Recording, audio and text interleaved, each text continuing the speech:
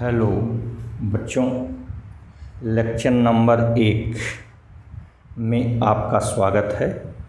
यह नया चैप्टर, इसको आप चैप्टर नंबर 8 कह सकते हैं।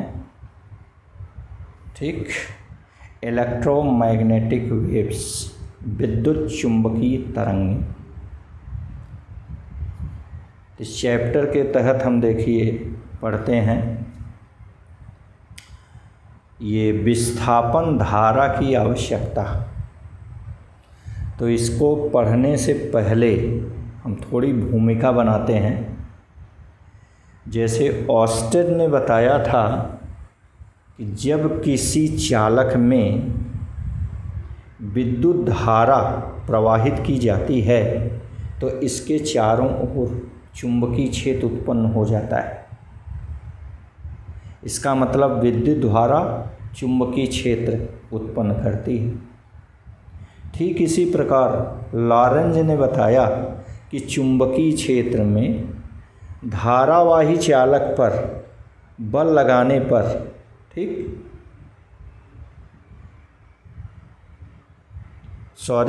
चुंबकीय क्षेत्र में धारावाही चालक रखने पर इस पर भी चुंबकीय बल लगता है। माने दो धारावाही चालकों के बीच चुंबकीय बल लगता है, अन्योन्य चुंबकीय बल लगता है। ठीक इसी प्रकार समय के साथ परिवर्ती चुंबकीय क्षेत्र वैद्युत क्षेत्र उत्पन्न करता है।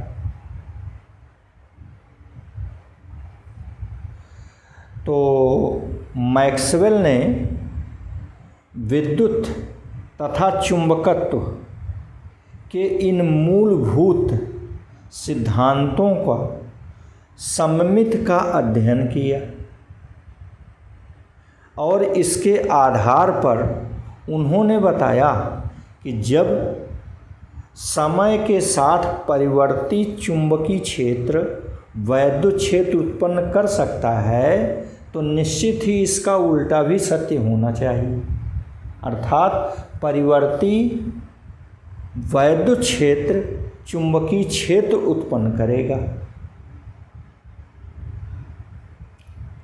इसके लिए उन्होंने चुंबकीय क्षेत्र, किसी बिंदु पर चुंबकीय क्षेत्र ज्ञात करने के लिए एम्पीयर के परिपथीय नियम को लगाया और उन्होंने देखा कि एम्पीयर का परिपथीय नियम लगाने पर कुछ भाग छूट जाता है। इस भाग को, इस विसंगति को दूर करने के लिए उन्होंने एक नई धारा की परिकल्पना किया जिसे विस्थापन धारा कहते हैं। एक बार फिर से सुन लें, समझ लें। हम लोग पहले पढ़ चुके हैं ऑस्टेड के अनुसार कि जब किसी चालक में विद्युत धारा प्रवाहित की जाती है तो उसके चारों ओर चुंबकीय क्षेत्र उत्पन्न हो जाता है, अर्थात धारा चुंबकीय क्षेत्र उत्पन्न करता है। ठीक इसी प्रकार दो धारावाही चालकों के बीच अन्योन्य चुंबकीय बल लगता है। समय के साथ परिवर्ती चुंबकीय क्षेत्र वैद्युत क्षेत्र उत्पन्न करता है। तो मैक्सवेल ने चुंबक तथा वैद्युत, इन दोनों के आधारभूत गुणों का सममित के आधार पर अध्ययन किया और नोट किया और बताया कि जब समय के साथ परिवर्ती चुंबकीय क्षेत्र वैद्युत क्षेत्र उत्पन्न करता है तो निश्चित रूप से समय के साथ परिवर्ती वैद्युत क्षेत्र भी चुंबकीय क्षेत्र उत्पन्न करेगा। तो किसी बिंदु पर चुंबकीय क्षेत्र ज्ञात करने के लिए एम्पीयर के परिपथीय नियम लगाते समय इसके एक विसंगत की ओर ध्यान गया और मैक्सवेल ने इस विसंगत को दूर करने के लिए एक अतिरिक्त धारा की परिकल्पना किया जिसे विस्थापन धारा कहते हैं। तो आइए इस विस्थापन धारा के बारे में पढ़ा जाए कि विस्थापन धारा की आवश्यकता क्यों पड़ी।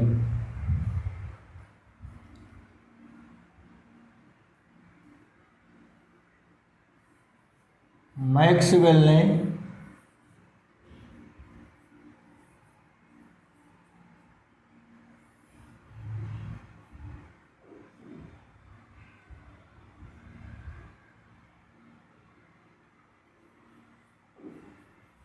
चुंबकीय क्षेत्र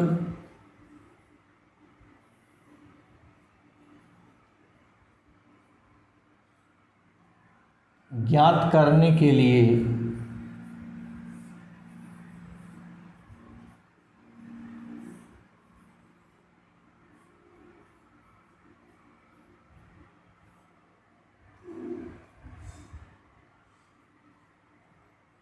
एम्पीयर के परिपथीय नियम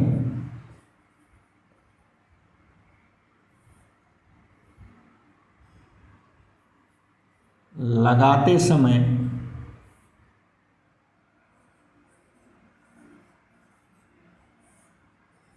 इसके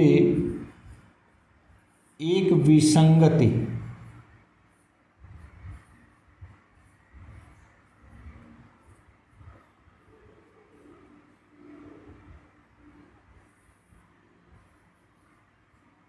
को दूर करने के लिए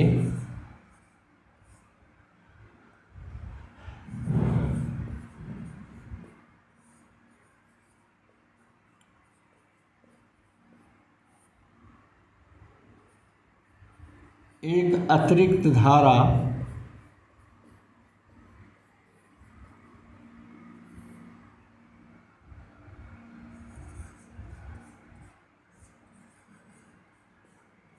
की परिकल्पना किया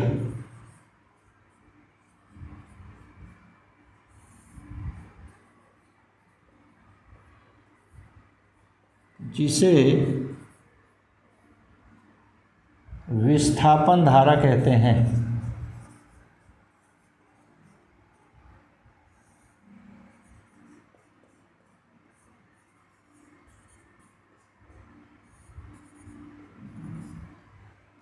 तो आइए विस्थापन धारा की आवश्यकता क्यों पड़ी अब इसको देखते हैं।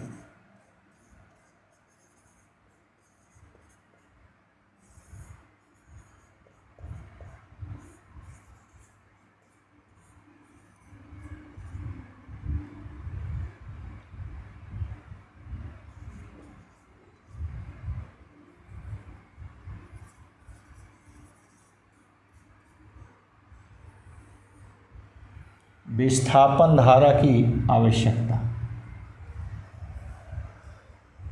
ठीक। माना समय के साथ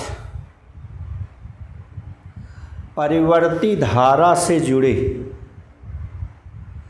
संधारित्र C के बाह्य बिंदु P पर चुंबकीय क्षेत्र ज्ञात करना है।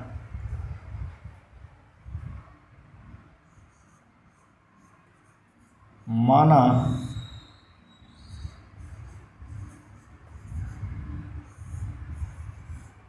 समय के साथ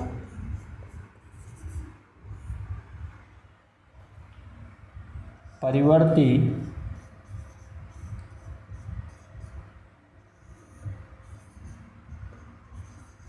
वैद्युत धारा से जुड़े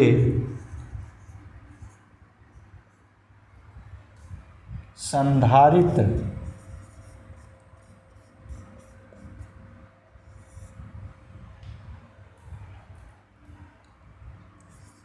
की धारिता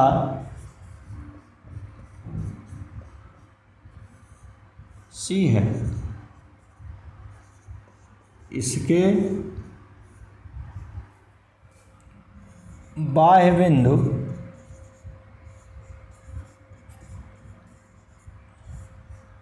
P पर चुंबकीय क्षेत्र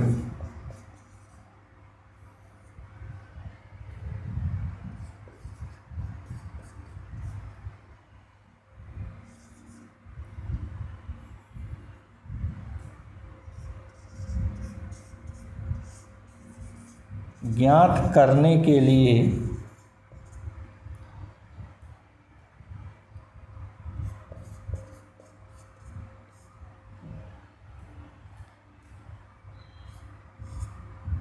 P से जाने वाला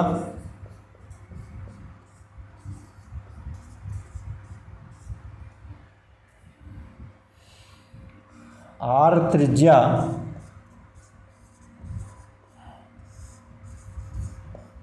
का वृत्ताकार लूप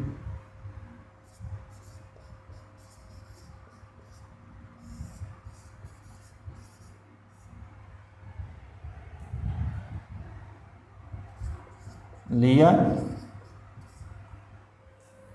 जिसका केंद्र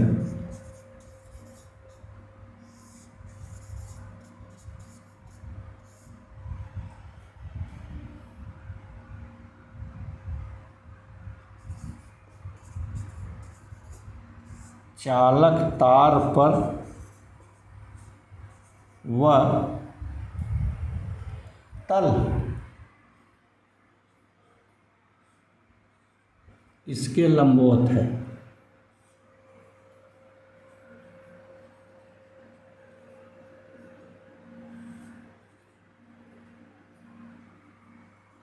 चित्र 1।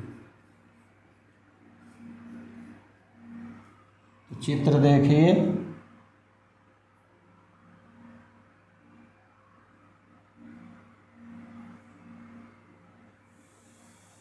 ये संधारित्र है। इस समय के साथ परिवर्ती धारा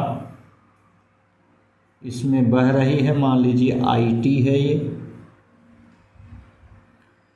यहाँ इसके बाह्य बिंदु पर P पर हमको चुंबकीय क्षेत्र चाहिए।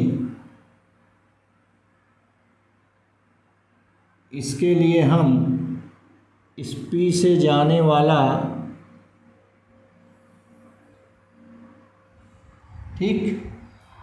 R त्रिज्या का वृत्ताकार लूप ले लिए, जिसका केंद्र O इस चालक तार पर है।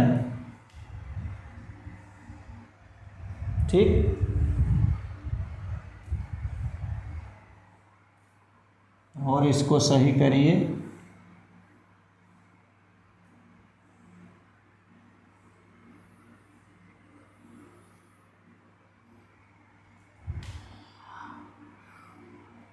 इसकी त्रिज्या मान लीजिए R है। ठीक, R त्रिज्या का ये वृत्ताकार लूप ले लिए। तो चुंबकीय क्षेत्र B, अब यहाँ हम लगाएंगे एम्पियर के परपथी नियम के अनुसार।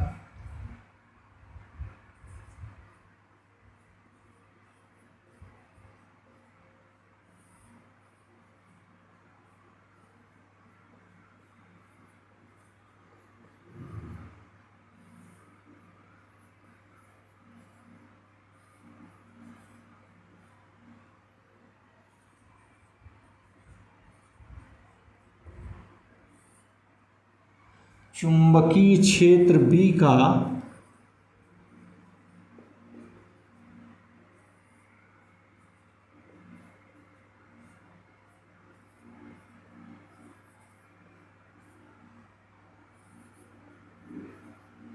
बंद लूप की परिसीमा के अनुदिश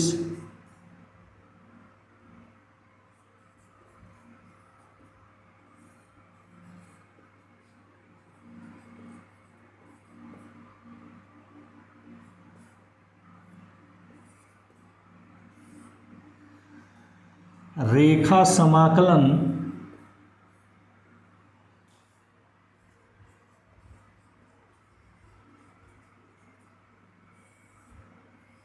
integral over close surface B dot D ए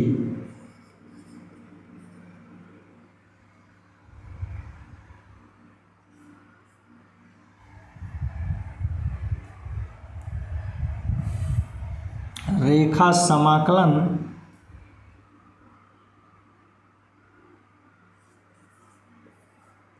लूप से घिरी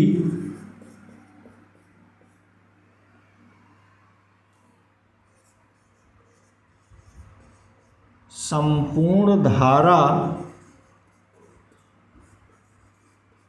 का म्यू जीरो गुना होता है।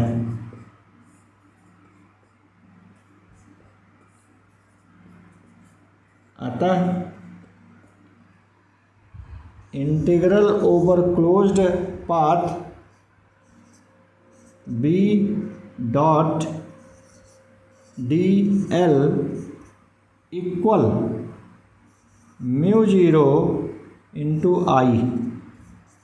ये समय के साथ वेरिएबल है तो आई टी लिख दिए।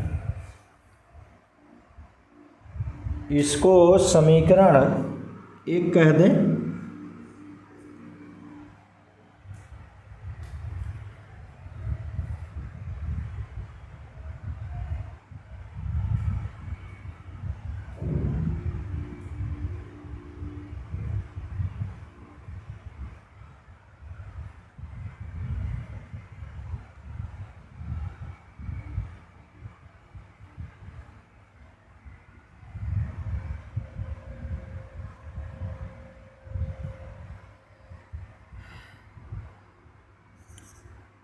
समीकरण एक, इसका बायां पक्ष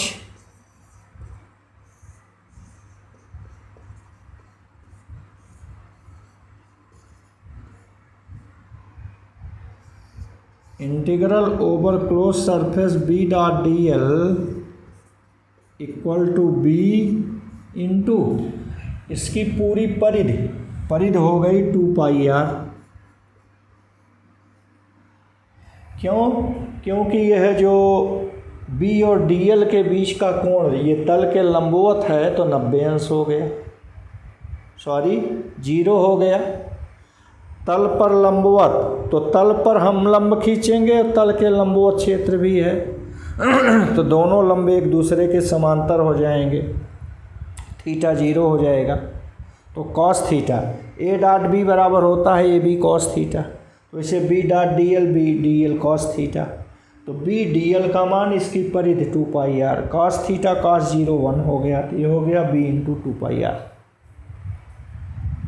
ठीक, इसलिए समीकरण एक में यह मान रखेंगे तो बायां पक्ष हो गया B into 2 pi R equal mu zero into I. ये समय के साथ वेरिएबल है तो आई टी कह दी। इसको समीकरण 2 मान ली। ठीक, अब जैसे संधारित्र के बाहर चुंबकीय क्षेत्र लिए वैसे संधारित्र के भीतर चुंबकीय क्षेत्र लेंगे।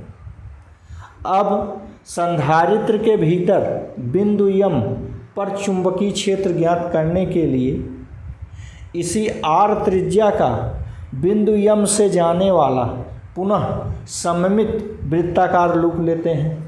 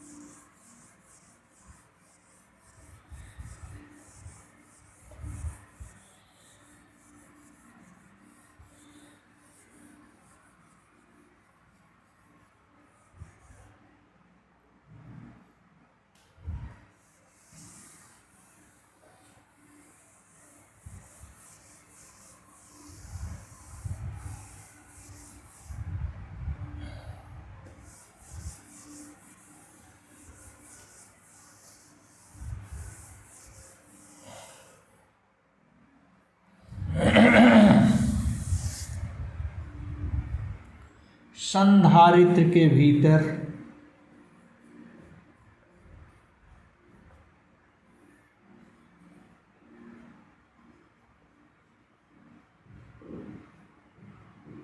बिंदु यम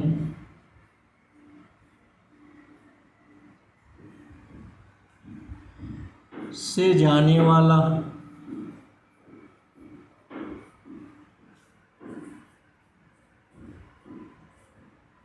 आर त्रिज्या का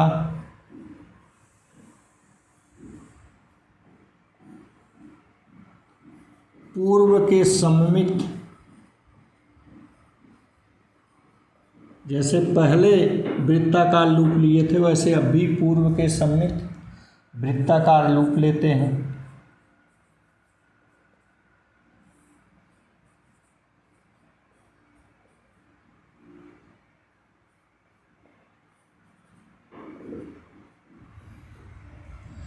क्योंकि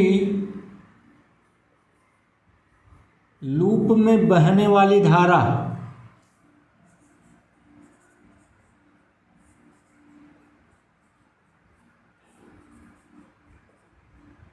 शून्य है,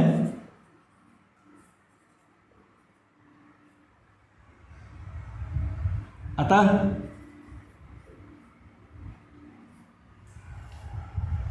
ये समीकरण 1 का दाहिना पक्ष अब शून्य हो जाएगा।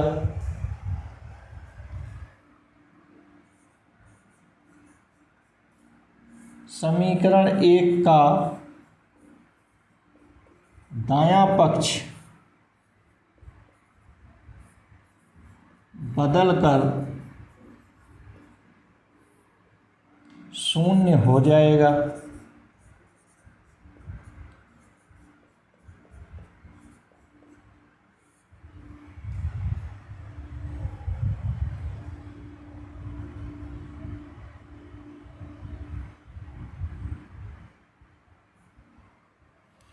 तो b into twice pi R equal ये 0 हो गया।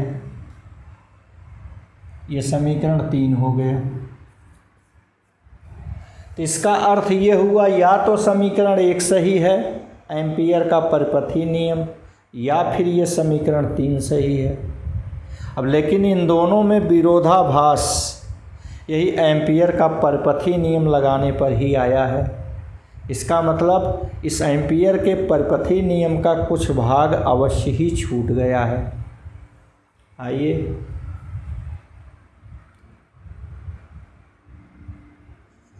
समीकरण 1 व समीकरण 3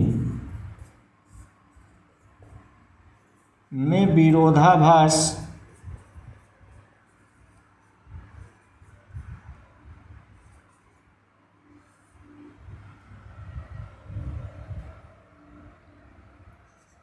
एम्पियर के परिपथी नियम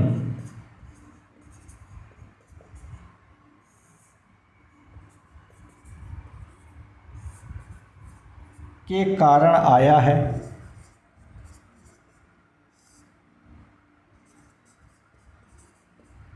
उत्पन्न हुआ है। अतः इसका कुछ भाग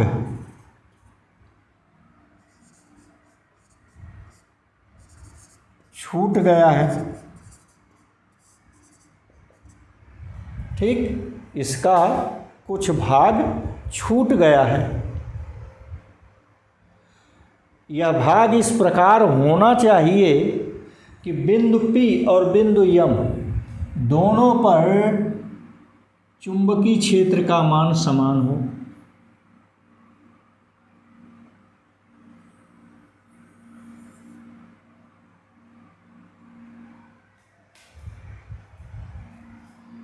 यहाँ पॉजिटिव से नेगेटिव की ओर यह परिवर्ती वैद्युत क्षेत्र होगा। इस समय के साथ परिवर्ती वैद्युत क्षेत्र है। ठीक, इसका कुछ भाग छूट गया है। यह पद या भाग इस प्रकार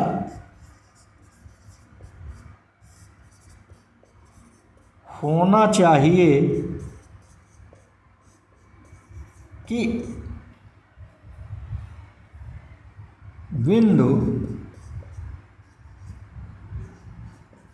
बिंदुओं P व M पर चुंबकीय क्षेत्र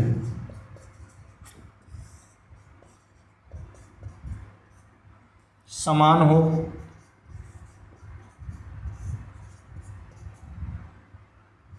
ठीक, चुंबकीय क्षेत्र समान होना चाहिए। अब संधारित्र की प्लेटों के बीच वैद्युत क्षेत्र, अब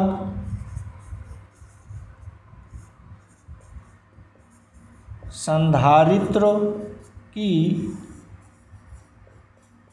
प्लेटों के बीच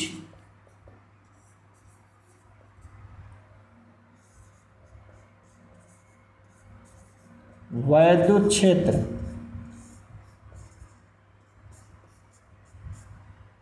E बराबर Q बटे एप्सिलॉन 0 A।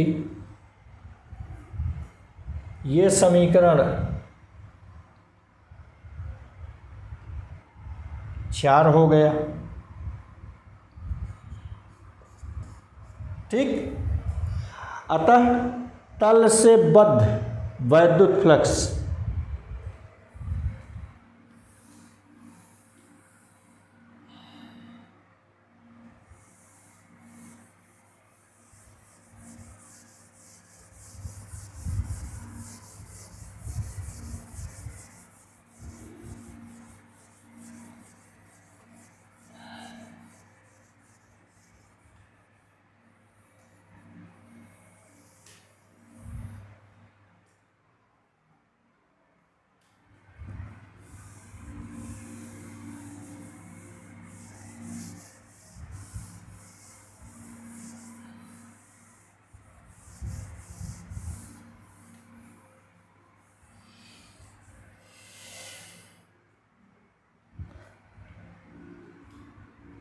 तल से बद्ध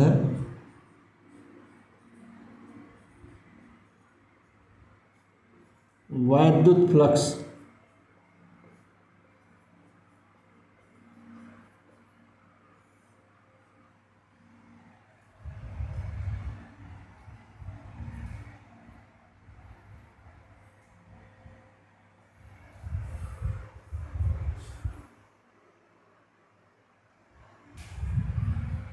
phi E vector E dot vector A E A cos theta, यहाँ लंबवत था, याद कीजिए तल, ये हो गया E A कॉस 0 अंश बराबर E A गुणे 1, यह बराबर E A। E का मान ऊपर से Q बटे एप्सिलॉन 0 A इंटू A ऊपर नीचे से कट गया, आ गया Q बटे एप्सिलॉन 0। इसलिए Q बराबर एप्सिलॉन 0 फाई E। यह समीकरण 5 आ गया। ठीक, चूंकि आवेश समय के साथ परिवर्तित हो रहा है, अतः प्रवाहित धारा, चूंकि आवेश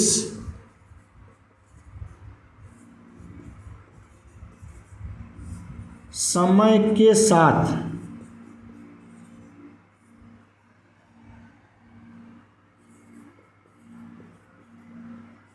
बदल रहा है,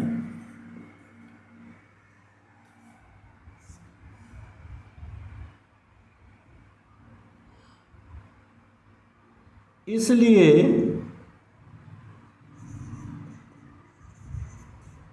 वैद्युत क्षेत्र भी समय के साथ बदलेगा।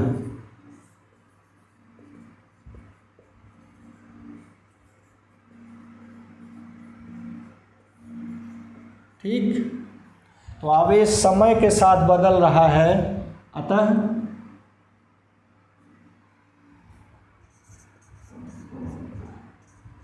प्रवाहित धारा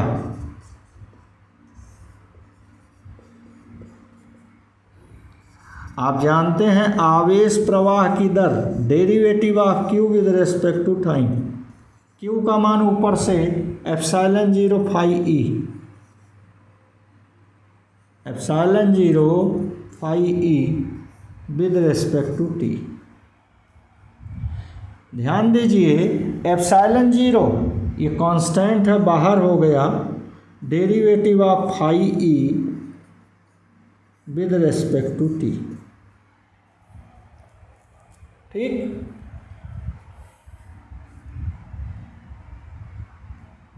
ये समीकरण 6। इसे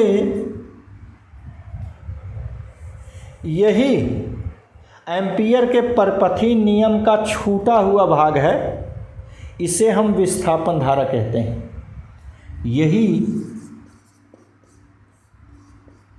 एम्पियर के परपथी नियम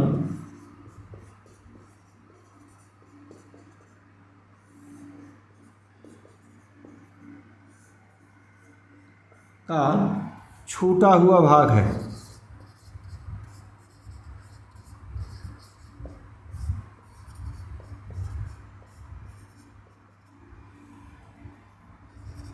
इसे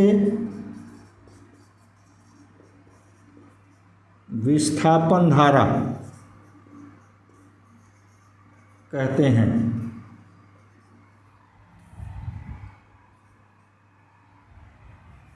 ठीक, तो जब विस्थापन धारा इसको कह दिए तो इसको आईडी कहते हैं। ID equal epsilon 0 derivative of phi E with respect to time T.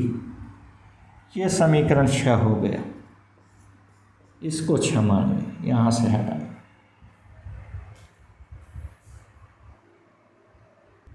इससे यह सिद्ध हुआ कि वैद्युत क्षेत्र का स्रोत केवल धारावाही चालक में प्रवाहित धारा ही नहीं है, बल्कि समय के साथ परिवर्ती वैद्युत क्षेत्र भी है। समय के साथ परिवर्ती वैद्युत क्षेत्र के कारण भी चुंबकीय क्षेत्र उत्पन्न होता है।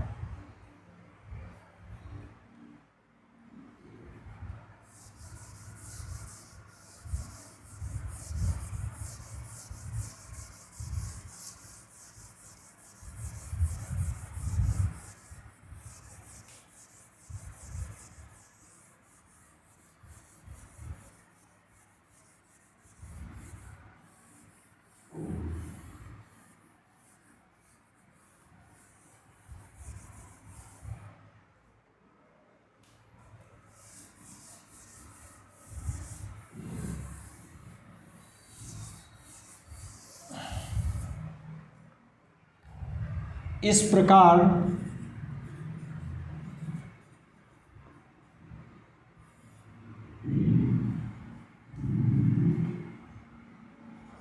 चुंबकीय क्षेत्र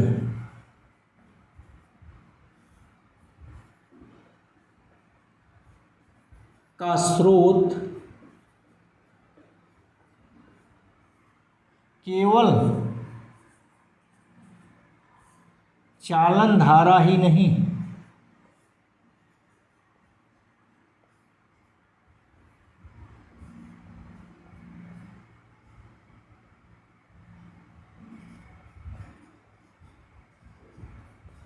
बल्कि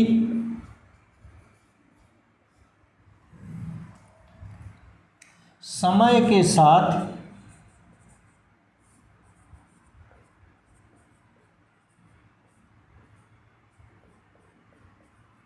परिवर्तनशील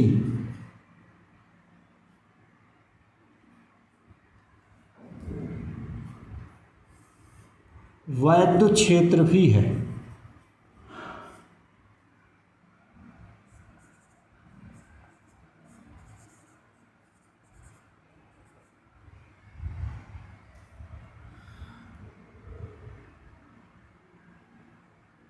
अब बिंदुओं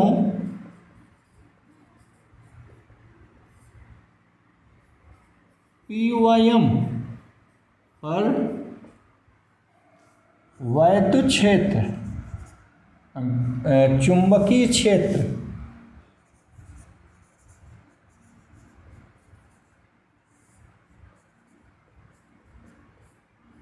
समान व दाएं हाथ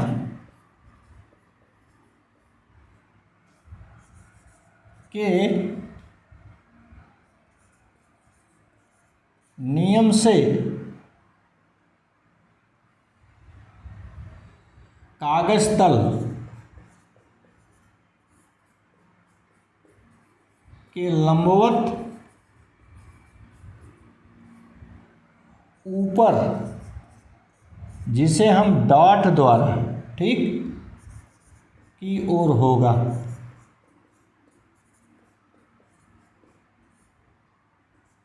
देखिए यह प्रवाहित धारा है, ये धारा की दिशा अंगूठा है, तो चुंबकीय क्षेत्र किधर होगा, ऊपर की ओर होगा। तो यहाँ भी ऊपर की ओर होगा जिसे हम डॉट द्वारा दिखाए हैं, और यहाँ भी ऊपर की ओर होगा जिसे हम डॉट द्वारा दिखाए हैं। ठीक, ये चुंबकीय क्षेत्र ऊपर की ओर होगा।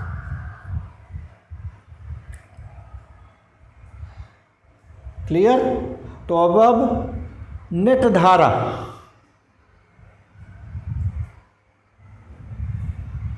नेट धारा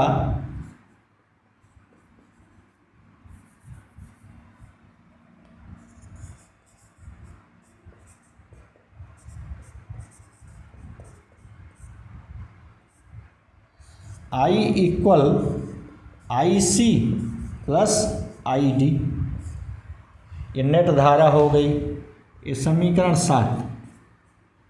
अतः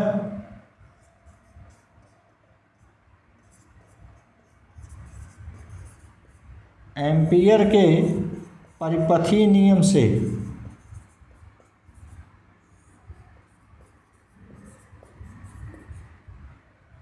integral over close surface B dot DL equal mu zero times IC plus ID,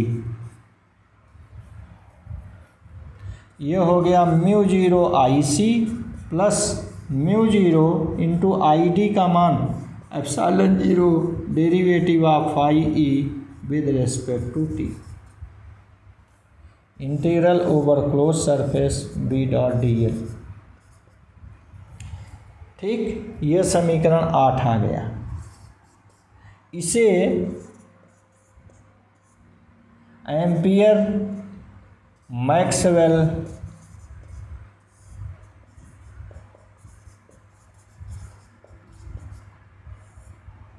नियम कहते हैं।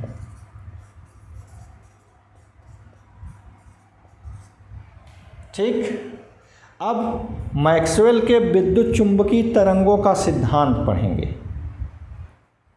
आइए मैक्सवेल के विद्युत चुंबकीय तरंगों का सिद्धांत पढ़ते हैं।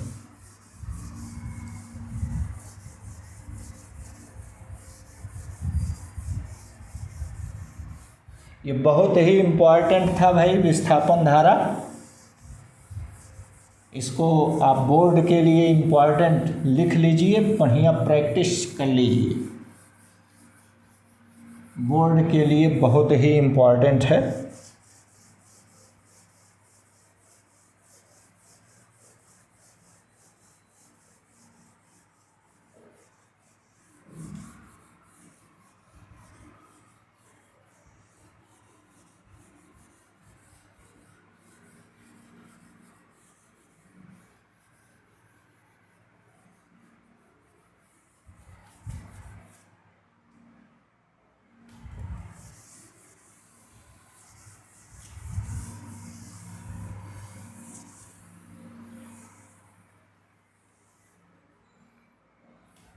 Maxwell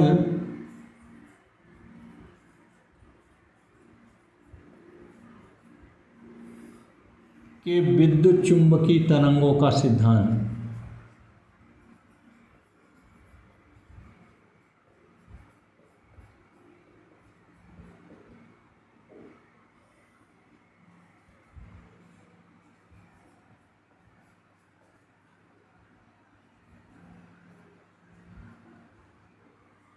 Maxwell's principle of electromagnetic waves.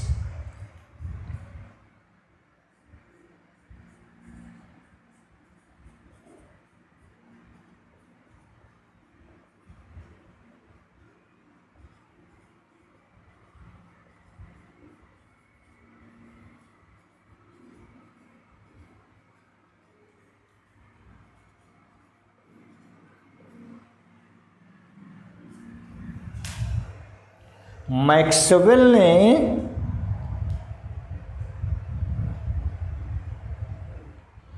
विद्युत तथा चुंबकत्व के नियमों को गणितीय रूप में प्रतिपादित किया, जिसे मैक्सवेल के समीकरण कहते हैं।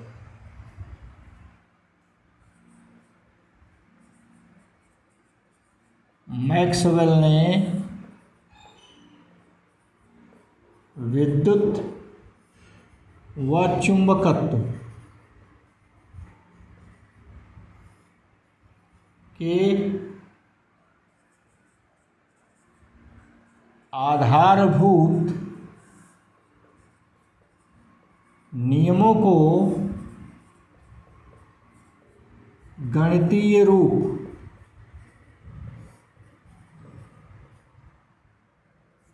में व्यक्त किया, जिसे मैक्सवेल के समीकरण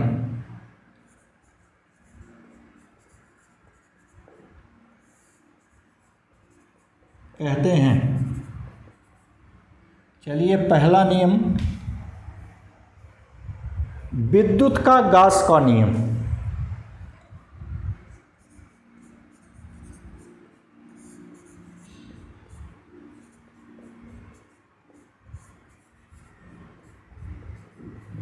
गॉस लॉ ऑफ इलेक्ट्रिसिटी।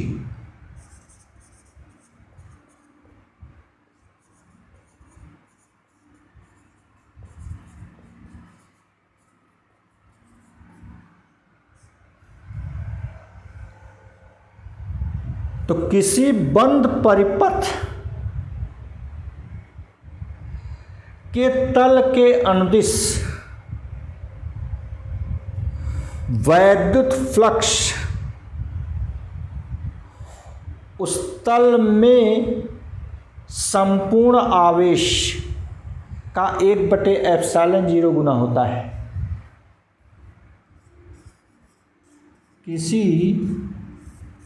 बंद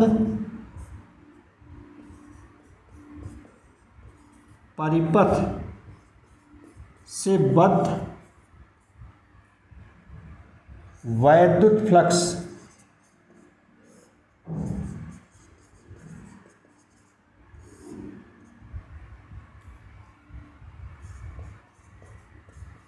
तल से घिरी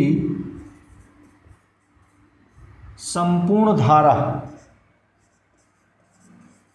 संपूर्ण आवेश, तल से घिरे संपूर्ण आवेश का 1/ε0 गुना होता है।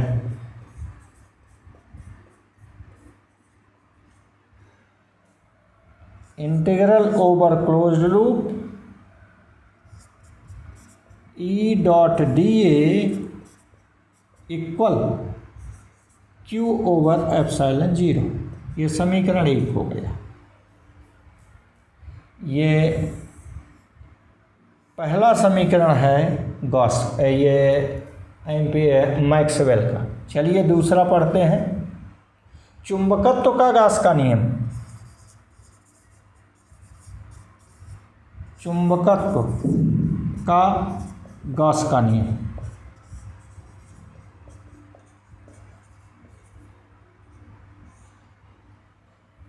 Gauss law of magnetism.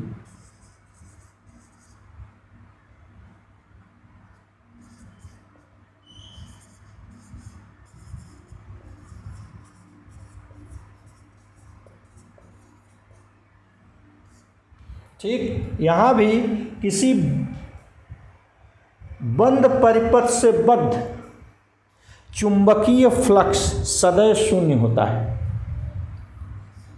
किसी बंद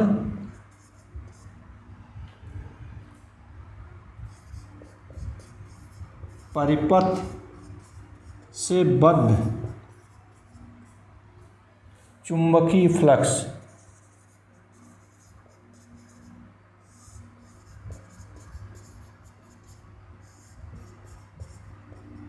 सदैव शून्य होता है।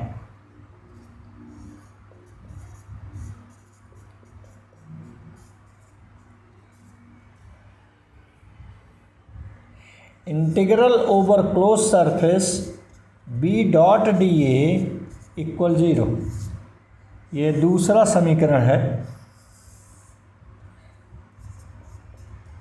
ठीक, अतः स्वतंत्र चुंबकीय ध्रुव का अस्तित्व नहीं होता।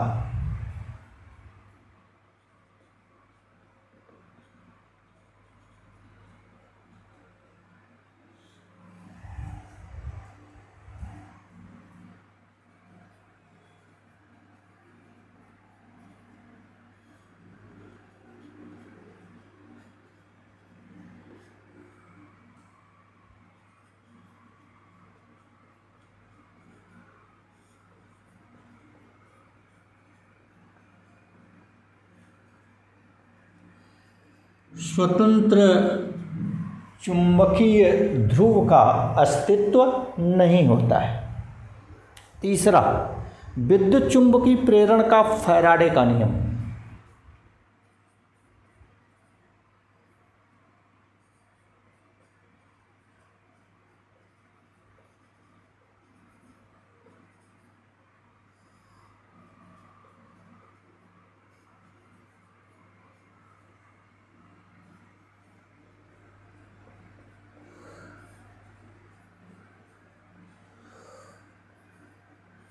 Faraday's law of electromagnetic induction.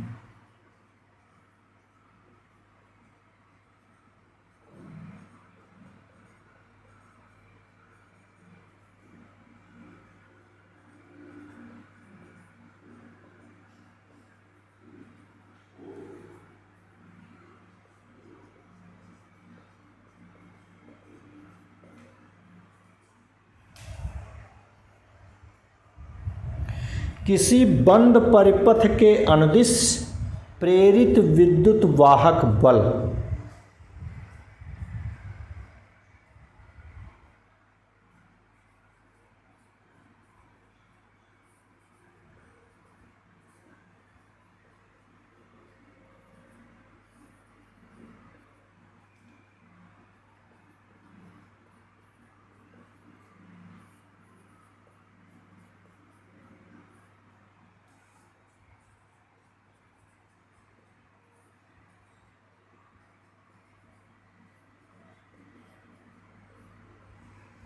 चुंबकीय फ्लक्स परिवर्तन की ऋणात्मक दर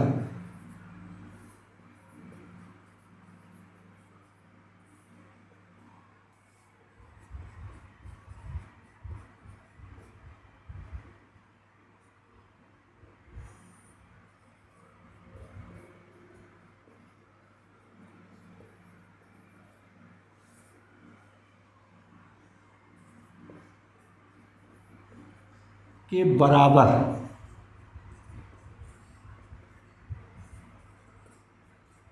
होता है।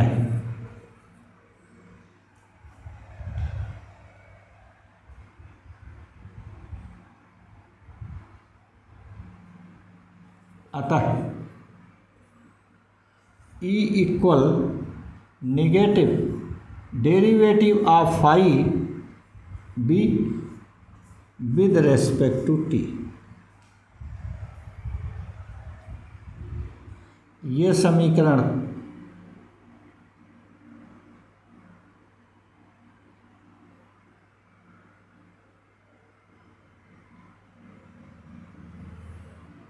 या पुनः प्रेरित विद्युत वाहक बल E equal integral E dot dl। प्रेरित विद्युत वाहक बल E equal integral E dot dl। इन दोनों की तुलना कर दें, बाएं पक्ष बराबर हैं, दाहिने बराबर हो गए, अतः integral E dot dl equal negative derivative of phi B with respect to T. ये मैक्सवेल का तीसरा इक्वेशन है। इससे यह सिद्ध हुआ कि परिवर्ती चुंबकीय क्षेत्र वैद्युत क्षेत्र उत्पन्न करता है। परिवर्ती चुंबकीय क्षेत्र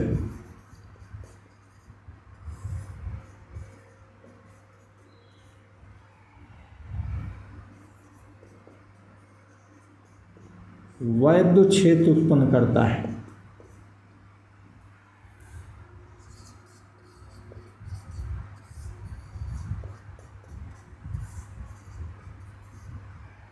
ठीक, और अंतिम चौथा समीकरण देखिए।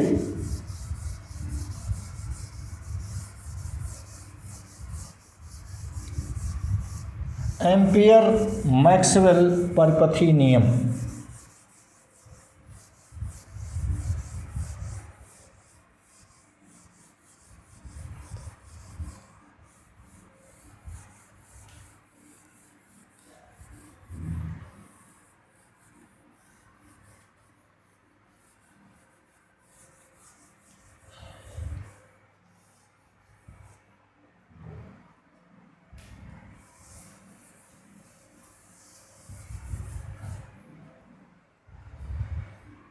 चौथा है ampere Maxwell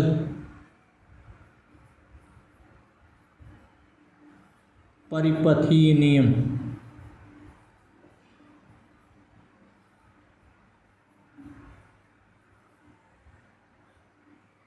ampere Maxwell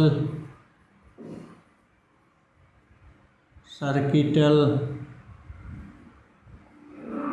law. Ampere Maxwell परिपथीय नियम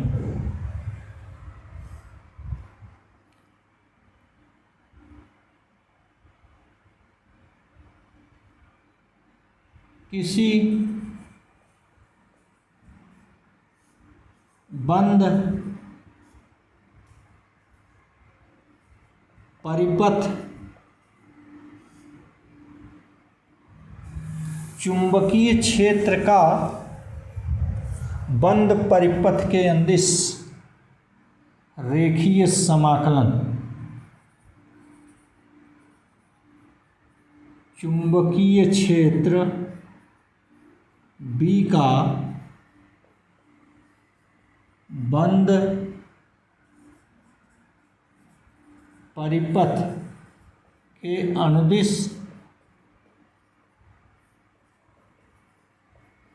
रेखीय समाकलन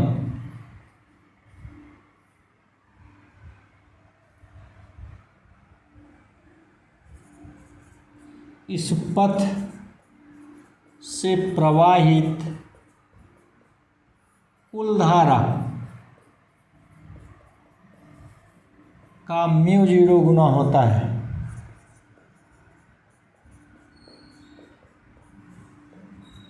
अतः integral over close surface B dot dl equal μ0 times IC plus ID। ये एम्पियर का ये मैक्सवेल का चौथा समीकरण है, जहाँ आई डी बराबर epsilon 0 derivative of phi E with respect to T. यह बता रहा है कि अतः समय के साथ परिवर्ती वैद्युत क्षेत्र चुंबकीय क्षेत्र उत्पन्न करेगा। अतः समय के साथ परिवर्ती वैद्युत क्षेत्र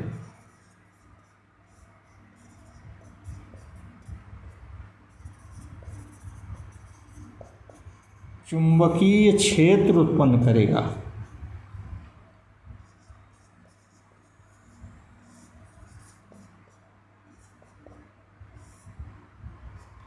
ठीक, तो इस ढंग से हमने आपको आगे बताया।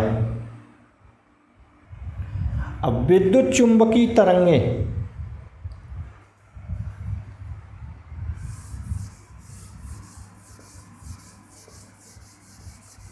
इलेक्ट्रोमैग्नेटिक वेव्स,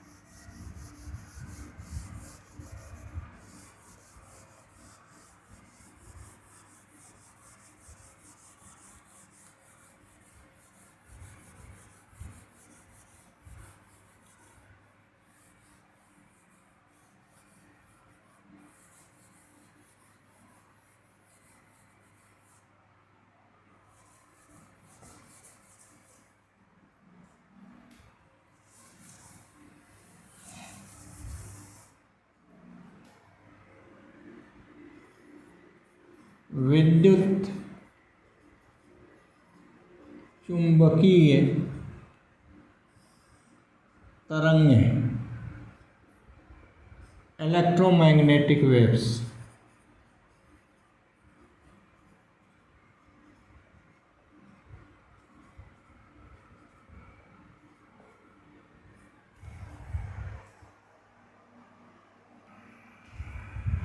विद्युत चुंबकीय तरंगों के बारे में मैक्सवेल ने 1865 ईस्वी में बताया। मैक्सवेल ने सन 1865 ईस्वी में बताया कि जब किसी परिपथ में उच्च आवृत्ति की वैद्युत धारा प्रवाहित होती है, अर्थात वैद्युत परिपथ में उच्च आवृत्ति के दोलन होते हैं, तो ऊर्जा तरंगों के रूप में सभी दिशाओं में प्रसारित होने लगती है। इसे हम विद्युत चुंबकीय तरंगें कहते हैं। फिर समझिए, सन 1865 ईस्वी में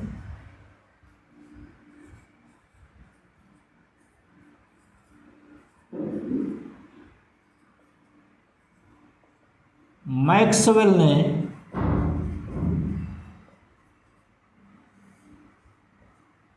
बताया कि जब उच्च आवृत्ति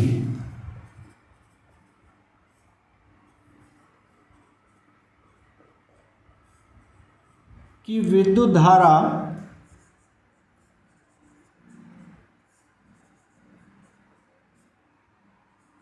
परिपथ में बहती है,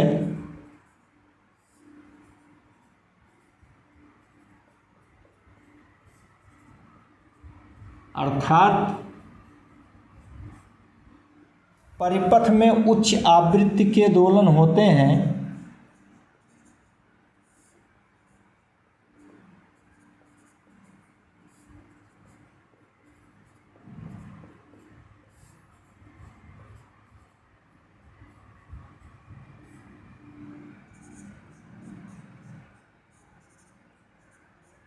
तो ऊर्जा तरंगों के रूप में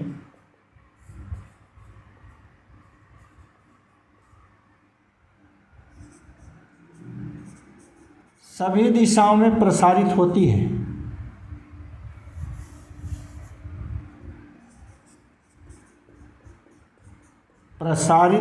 है। इन्हें विद्युत चुंबकीय तरंगे कहते हैं।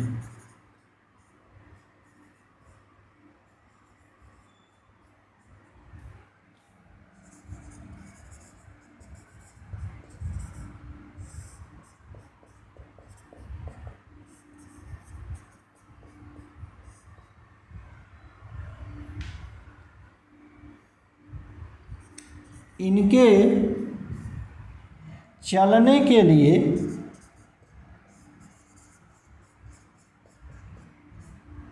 माध्यम आवश्यक नहीं है।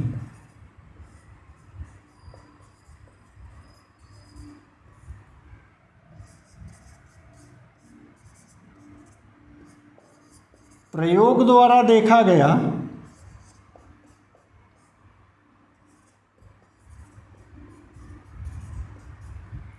कि निर्वात में इनकी चाल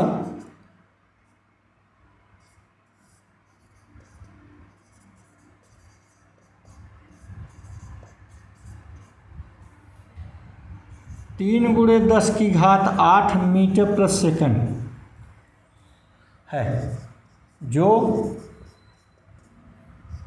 निर्वात में प्रकाश की चाल के बराबर होती है।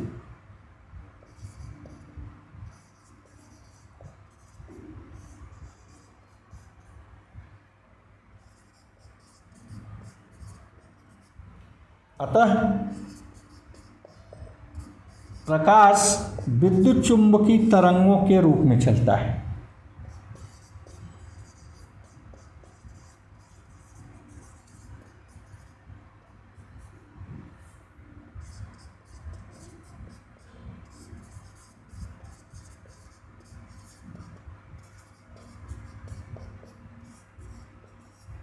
प्रकाश विद्युत चुंबकीय तरंगों के रूप में चलता है, संचरित होता है।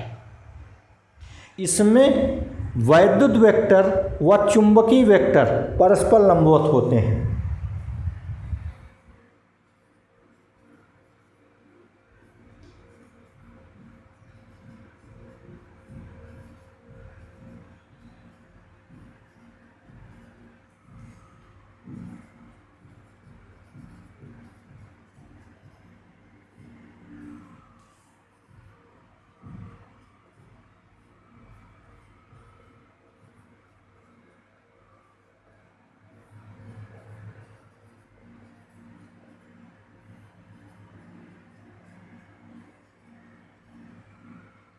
तथा दोनों तरंग संचरण की दिशा के लंबवत होते हैं।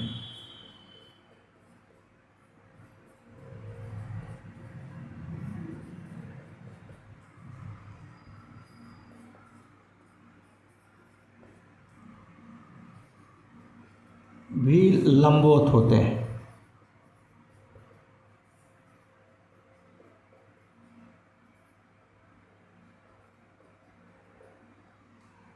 ये देखिए, एक्स अक्ष है, यह वाई अक्ष है और यह जेड अक्ष है। एक्स अक्ष के अंदिश तरंग संचरित हो रही है विवेक से, वाई अक्ष के अंदिश ये वैद्युत वेक्टर है और यह जेड अक्ष के अंदिश चुंबकीय वेक्टर है।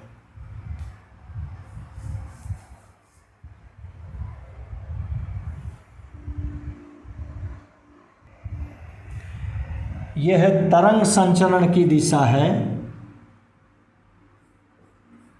तरंग संचरण की दिशा, direction of propagation of wave. ठीक,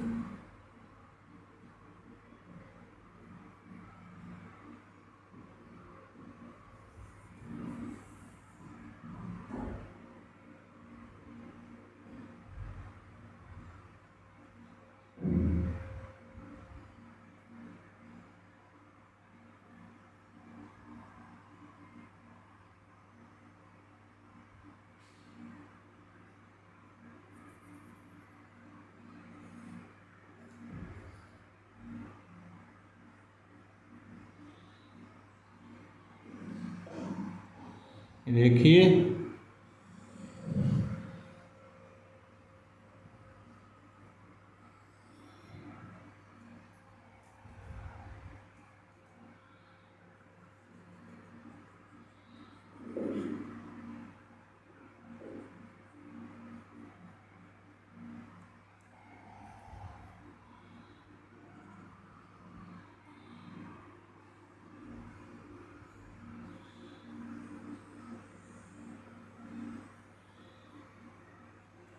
ठीक, ये देखिए ये वैद्युत वेक्टर है।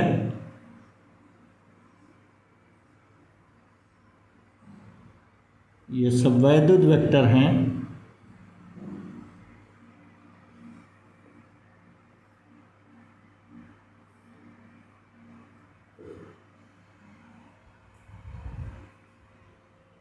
ये चुंबकीय वेक्टर है।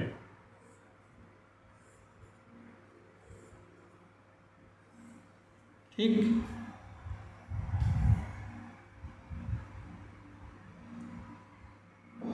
ये चुंबकीय वेक्टर है।